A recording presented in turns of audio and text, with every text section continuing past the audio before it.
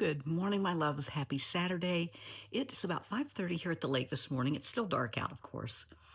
And Finn woke me up bright and early at 4, wanting to be fed. So I thought, what the heck, I'm going to get up. Got up, made the coffee, and here we are.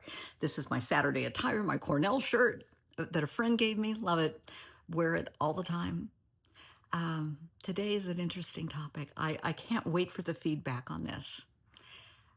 What if every school, every community started a program for youth, for kids starting in elementary school, like kindergarten, first grade, all the way up to high school, teaching them how to behave, teaching them respect, teaching them how to appropriately interact with society?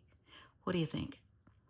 Because I have seen several posts lately on social media where it's kind of a big brother, big sister kind of thing in some communities, and they're taking kids under wing and they're teaching the boys how to act like young men and the girls how to act appropriately and dress appropriately. I love this.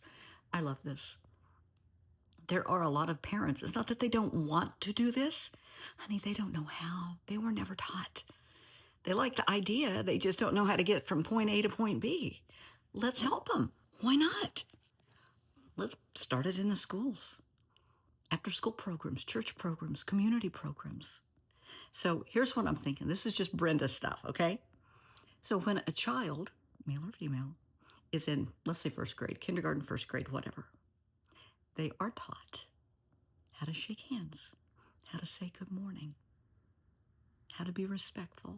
They're going to call the teacher, Miss Brenda, and the principal, Mr. Finn. It's the Miss and the Mr. out of respect. They're going to treat each other with kindness and respect. They're going to speak softly and gently. They're going to learn that aggression, there's not always a need for aggression. It's one thing if you're playing football or soccer, but other than that, no. We're going to be kind and we're going to be gentle. And if somebody's, shoes untied, point it out to them. Don't make fun of them. Point it out. If somebody doesn't know how to tie their shoe, offer to tie it for them. Be a friend, be a helper, be a good neighbor. But start it out in elementary school. Now, when the kids get a little bit older, you're going to be teaching the boys the importance of having their shirt tucked in, the girls, you don't need a short skirt. We all, trust me, I went to school in the 60s and 70s. I know about short skirts. But I'm trying to think the term my dad used. You don't need to show your hoo-ha. And that's my dad's term. And you don't, there's no need to, I don't like to see any guys with their pants hanging low. I don't need to see your underwear. And for girls, honey, you don't need your shirt or your skirt so short or your shorts so short that I see your underwear. And yes, baby, you do need to be wearing underwear. Yeah, kids don't know. So often they don't know any better, or they're emulating modeling behaviors of whoever they see on TV or in the movies. And we need to correct that. Gently correct it. Teach, young men, like I said, how to tie a tie, keep their shirt tucked in, how to polish their shoes, how to clean their sneakers if that's the case. And for girls, honey, a little lipstick and mascara can go a long way. You don't need, tons of makeup when you're in the 5th and 6th grade. But it's important to be well kept, well groomed. So often they don't know, they don't understand. We have to teach them. It's that simple. And I'm not saying that I'm better than anybody else. I was taught by my mom, and of course by the friends that I have talked about so often, my brother's friends that were in college when I was in junior high. And I'm still in touch with them. And I talk to Bev, my ex-sister-in-law, and I talk to her all the time. And I told her the other day what an important part of my life that she was, because all of these college girls, in my eyes, were so beautiful and well-dressed, and they carried themselves well, and I wanted to be like that. And the guys, I mean, yeah, they wore jeans, and this was, gosh, let's see, this was in the 60s and 70s, late 60s, and throughout the 70s to this day. And the guys are well kept. I mean, they had longer hair, which my parents hated. It was down to their collar. But everybody was well groomed and well mannered and respectful and kind. So let's start teaching that to kids. Why not?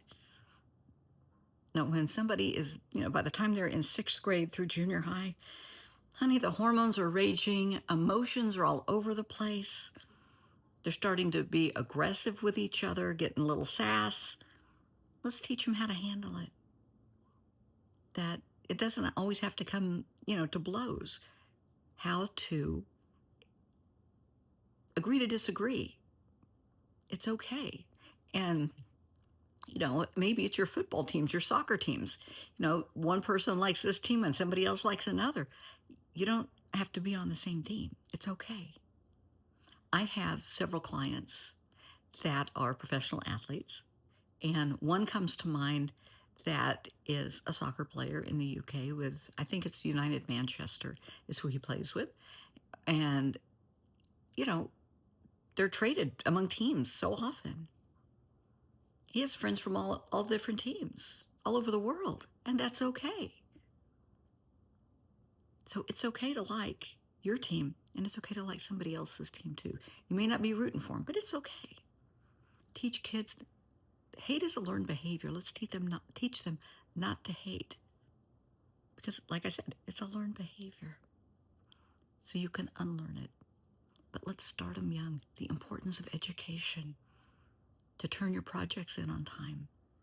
If they need help with reading, math, history, whatever it is, let's get them a tutor. Let's teach them it's okay to say, I don't understand. I need help.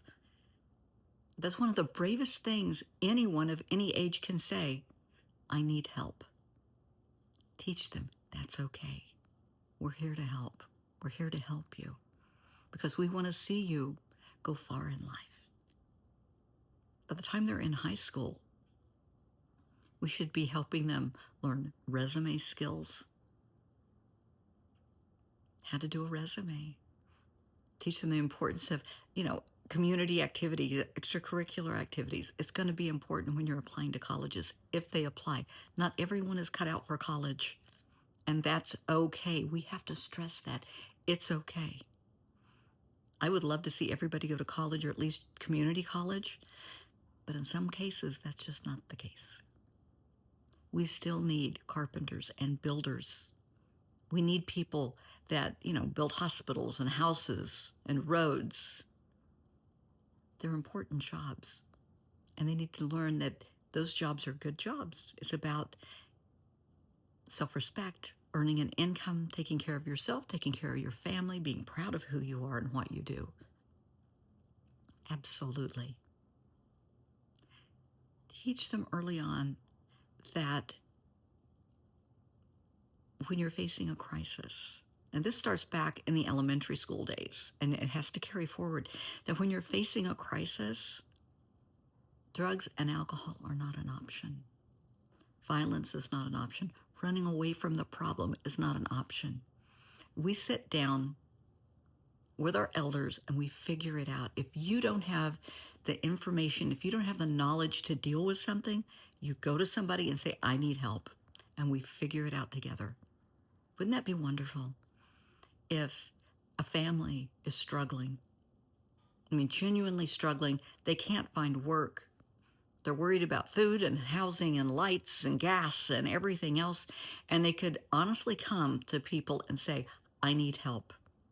And I'm not talking Medicaid and welfare. I'm talking about people helping them get a job, helping them with resumes, with childcare, coming together as a community and teaching people, when you have a crisis, we're here to help. Don't turn to drinking. That's not going to solve it. Don't turn to drugs. Do not turn to weed. That is just disgusting. No. Don't get mad and punch a wall or punch somebody. No. That's not solving the problem. And don't run away from it. Let's face it, together, Let's get people through life together as a community. I was talking to somebody the other day, and I really got them.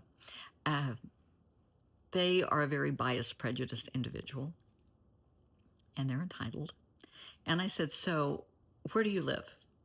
And they told me, and I said, the community, the neighborhood they live in. I said, no, honey, where do you live? Well, then they told me the town.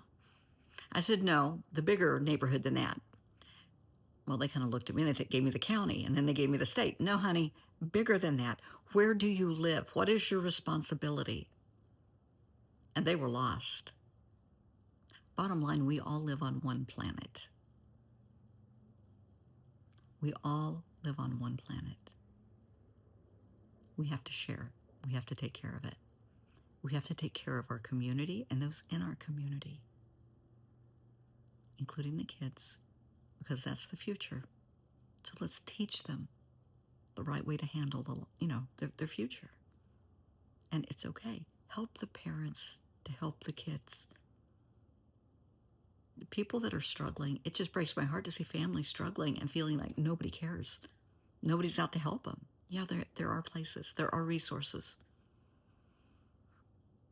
And sometimes the community resources fail.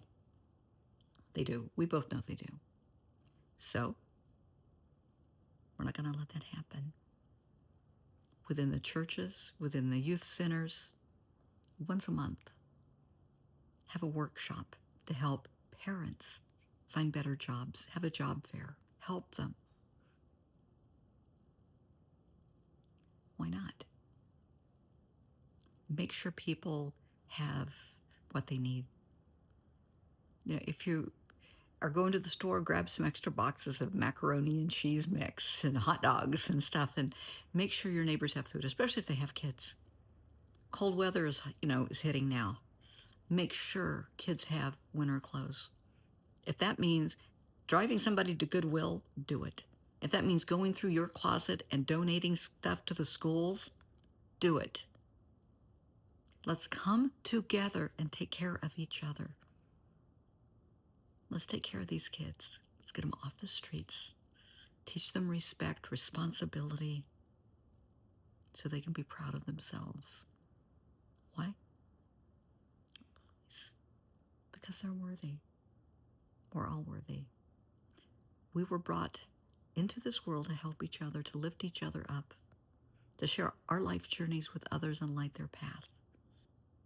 Let's do it. We're stronger together. Let's make it happen.